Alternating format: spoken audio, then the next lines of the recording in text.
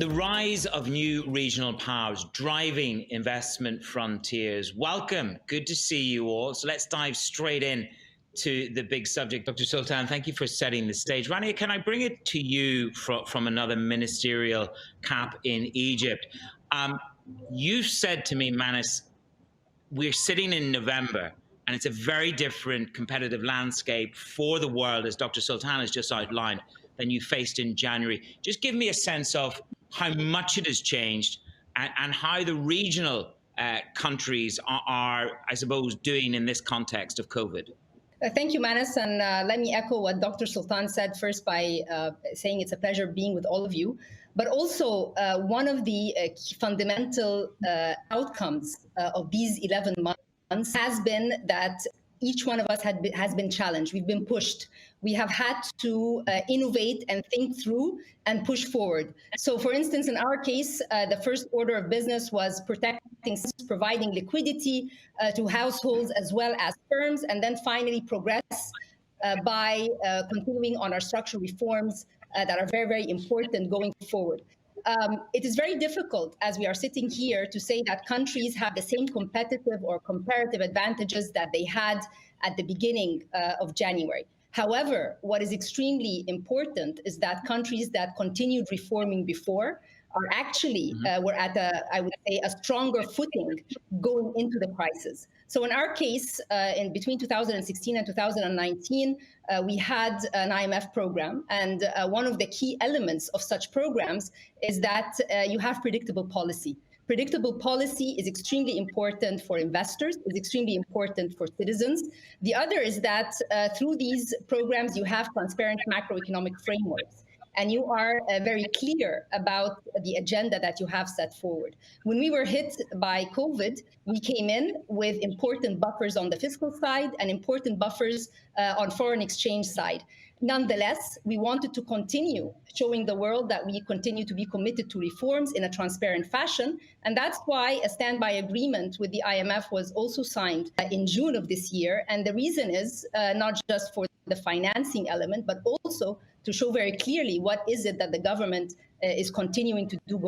So I think that there is a silver lining in all of this, and the silver lining is we should not derail ourselves from key objectives related to sustainable development, inclusivity within societies. How do we capitalize on the digital revolution, which actually proved to be extremely important during COVID? And if we had not, for instance, in the case of Egypt with our population size and the number of students we have, had not done education reforms, we would have been at a standstill. Nonetheless, we were able to, breeze through it in a very, I would say, acceptable manner if you are comparing to other places.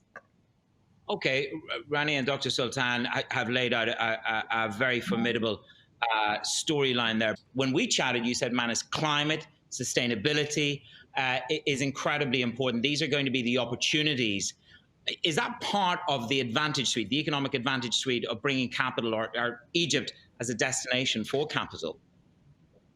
Well, let me say that, when you look at the international projections, and during the annual meetings of the World Bank and the EBRD recently, Egypt is singled out as a country that has 2% 20 and close to 5% projected in 2021. And this comes on the of diversification, which took place, infrastructure projects, which are extremely important, as well as telecommunications. More importantly is that when you take a look, for instance, at electricity, there is a strategy to move towards more renewable energy mix before 2035. And we've seen that come into effect through very important private-public partnerships, such as the Bin Ban project in Aswan. You see that there are now transmission grids between Egypt and the Euro and Africa sort of situation. So these are opportunities. When you take another sector, such as petroleum, Egypt went from a shortage to now being able to export. And we also have Euromed gas forum, which is extremely important, and we export LNG. When you take a look at transportation for connectivity, you find that there is a wealth of new projects that are taking place to ensure that there are kilometers of roads which are able to connect between the new cities, being able to also ease what private sector engagement would require. All of this adds to what maybe Bruce was talking about, and there's this theme which we saw during the pandemic, which is stakeholder capitalism, right? That all of us, whether it's the government, the private sector, citizens, civil society, nobody can do it by themselves. So in our case, with the huge employment that is required, the need of the private sector is very, very important. And so through the different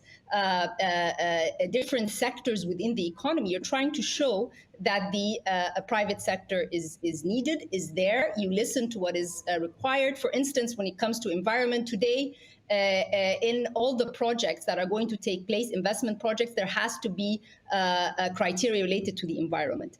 When we take a look at entrepreneurship and digitalization and so forth, you find that given population size, how do you capitalize on tech-savvy population through different investments in the entrepreneurial ecosystem? So there are several opportunities that together with the different stakeholders you're trying to push forward, and all of that capitalizes on the fourth industrial revolution, on the also environmental stewardship that everyone is talking about, and no government can actually put a blind eye to this. If you want to stay in the game, you have to bring this to the table and actually show it in your offering, whether it is to the local private sector or to the foreigners.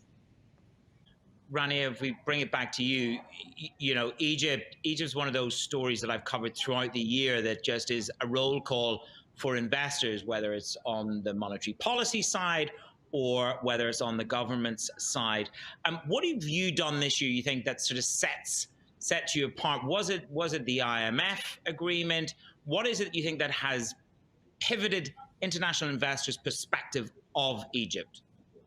I think it's continuous reforms and no complacency.